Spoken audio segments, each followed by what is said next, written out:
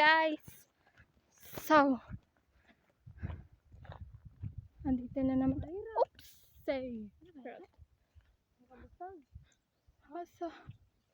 Asa. Huy, adto lang kubo. I see it na. Tututu. Ay na ba? Wala. Adto pera. Nagimo pera. Actually, we planned nga kumato kami mga udto pa. Igdaw ko no magbubulig pag surilap. Surilap. Sulirap ay. How did you get atot didi? Sulirap daw. Sulirap di ba? Dira ko maraman agyanan, guys. It's the wrong path. I don't know again. Path. Wrong way na lang. Way. So, ano pa ko? We planned to Kadi, to come in here at 12 p.m. But suddenly, not babysit, but yung nagbabantay ba sa lola, ganon.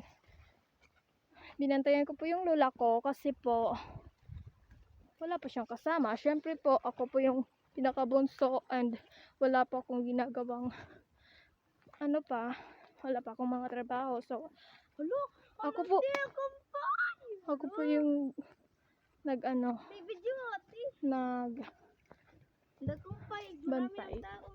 So, yung kumpay po, ayun po yung mga tao po. How about sun? Here? Oh, Didi. Oh my God, Didi pala. Sorry guys, I just talk English, right? Tagalog. Didi? Yeah, Didi. Hashtag waray nun po kami na nagtatagalog. Uy, buo. Pinaagi mo lang ako didingian. Ari, I think fish pond ini. Diba? Oh, diri. Baga fish pond kaya. Oh, diba? Kita nyo, may mga kalabaw, may mga baka. And paano natin yun? Dito tayo agi. Papat. Loh, doy bagan. Baga makaradok ko nini. Hi, just peace. I never know. So, eto na naman yung pasakay. Pasakay na lang. Sige. So, dito po yung path daw. Way. Sorry na lang. Kasi yung path. Hindi ko pa alam kung ano po yun. So, ganon. So, ito na yung kalabaw.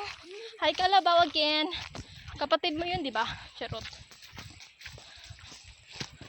Ow. So, yun na yung kumpay, guys. Ang rami ng tao. I-zoom in ko po. Yun. Yung mga white-white, ganun po. Sila po yun. 3 minutes na po. So, bye-bye.